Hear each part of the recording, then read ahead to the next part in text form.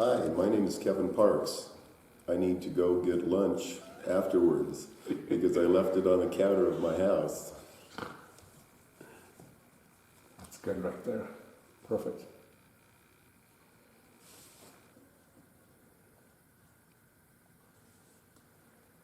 Okay. I think that looks pretty damn good. I don't know if you want to. If you say it looks Yeah. damn good, David, I say it looks damn good. Yeah, it looks nice, yeah. I like it. Well, that's what we want. Yeah. Hold on a second.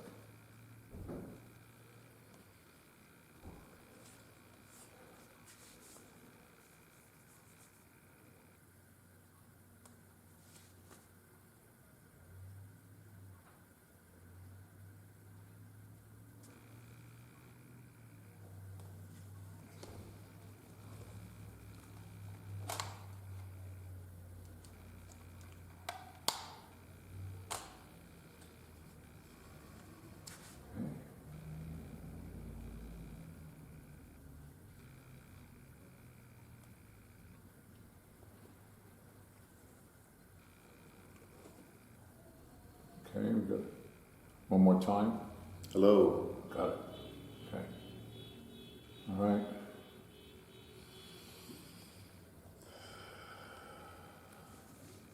Okay. So, you're going to be pretty much reading this thing, just giving us a little bit of the history. All right, cool. We've got you covered right now. So, since you're going to be reading it, you have a choice. You can either go ahead and just look at me, or you can look right into the camera and every once in a while look up and you're telling the story. I'll do both. Okay. I feel more comfortable doing So that. you whatever you feel comfortable with. Yeah, yeah. So, and whenever you're ready, action. Hello, my name is Kevin Parks. I'm a fourth-generation resident of Delta County. In 1898, Amos and Fanny Morell moved from Effingham, Illinois, out to Colorado. Fanny had tuberculosis, so that they were going after a drier climate. So they took the narrow gauge train all the way up to Montrose, along with their 5 children and their school teacher to be James Parks, my grandfather. The 5 children of Amos and Fanny were Cora, also known as Coot, Alvy, also known as Allie, Rebecca, who was Bessie, and Laura May, who was Libby. And John Morell was John Morell. And James Parks was my grandfather, and he came from Illinois also. And he was to be the teacher of those children when they came on out to Colorado. From Montrose, they take a team and wagon to Olathe. And they spent time in Olathe exploring the county around it, Ridgeway, Telluride, Montrose, Delta, and they settled on the land of milk and honey, the North Fork Valley. So they took the wagon from Olathe to Midway, where they settled, and Midway is halfway between Hotchkiss and Paonia. The 3 eldest girls stayed at the Midway properties.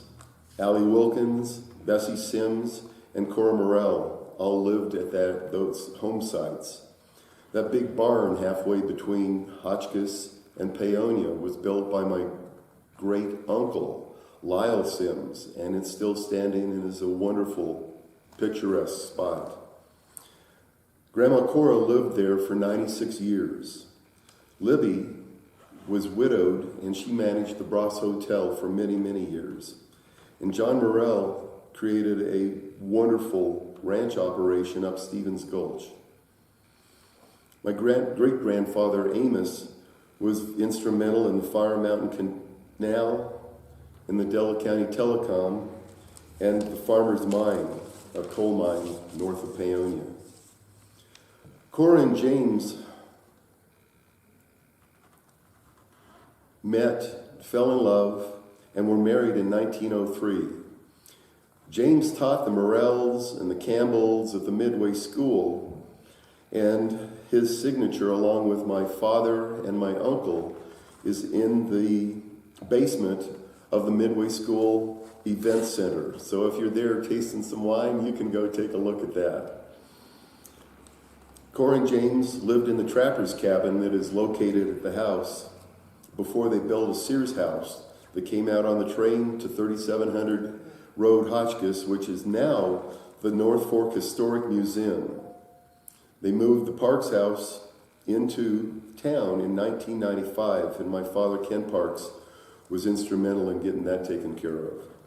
It's located just by the Bowie Schoolhouse on the north side of town.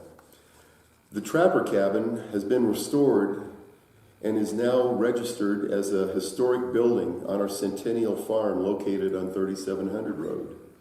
A Centennial Farm is defined as a farm owned by the same family for over 100 years. Campbell Ranches have been farming that property for over 65 years, so there's a close association between the Campbells, the Parkses, and the Morels. At that property, most recently, we designated 46 acres of the riverfront to be designated as a conservation easement. Cora, my grandma, as I said, married the school teacher in 1903, and she, once she had her Sears home, put up the other school teachers in her front bedroom for many, many years. There was a beautiful ornate brass bed that the teachers slept on, and now my daughter, Hallie, has inherited that, so we've got it to carry on. James Parks continued teaching until he became the first State Farm agent on the western slope of Colorado and eastern Utah in 1927. James chose to be a State Farm agent since State Farm Insurance came from Illinois, which was a state that the Morels and the Parkses moved from in 1898. James and Cora had two sons. Ray, my uncle, was a wonderful musician, entertainer, and my middle name is Ray, named after him. And Kenneth Parks was my father. They grew up in a time of great community. Paonia was a town that they came to on Saturday night. It was a happening spot. The lights were on, the stores were open, people were circulating and communicating. It was wonderful. During this time, Ray and Ken had a band. Ray on the keyboards and Ken was on a bass fiddle. And they played all over the Western Slope during these communal times. Midway was an active locale with a school and the Midway Women's Club having events quite often. I've heard stories about the North Fork River being dammed up so that folks could come out, skate under the lights of the carbide generators south of my house. My father, Ken Parks, became the second State Farm agent in 1933.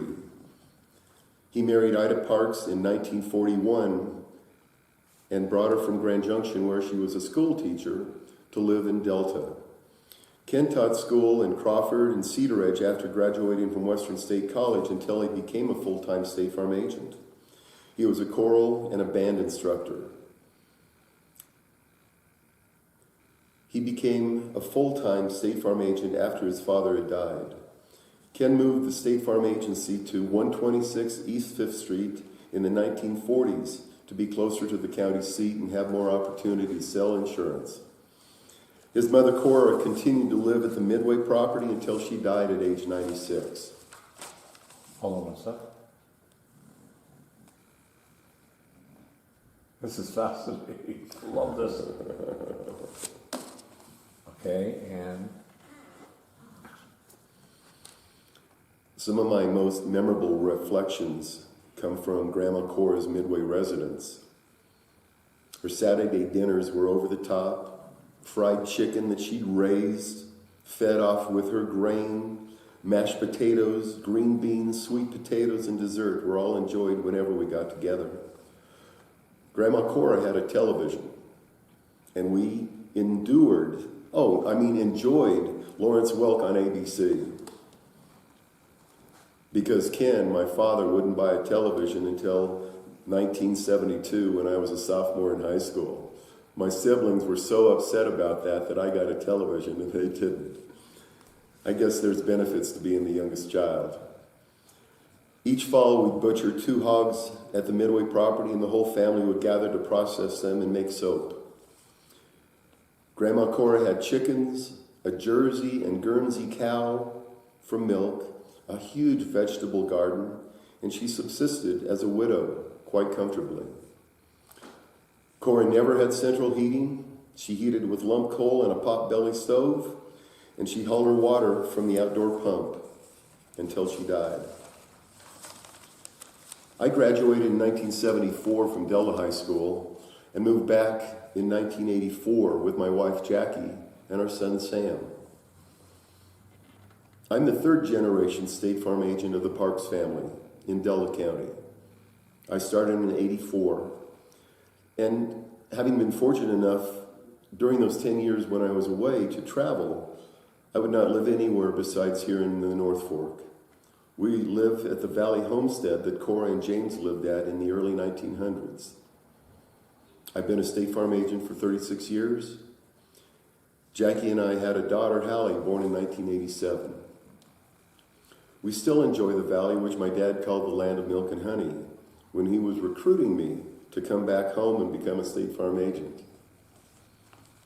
Hallie and Johnny Albers moved back to Midway in May of 2020 during the pandemic.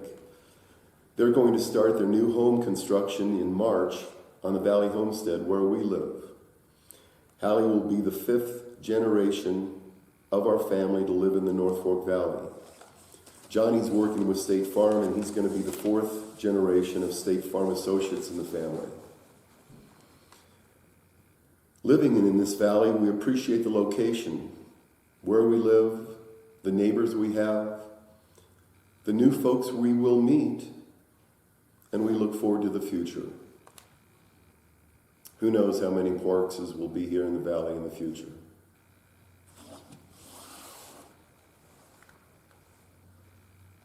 That was really enjoyable. Okay. Yeah, no, I did really, right. you nailed that. Okay. You nailed it.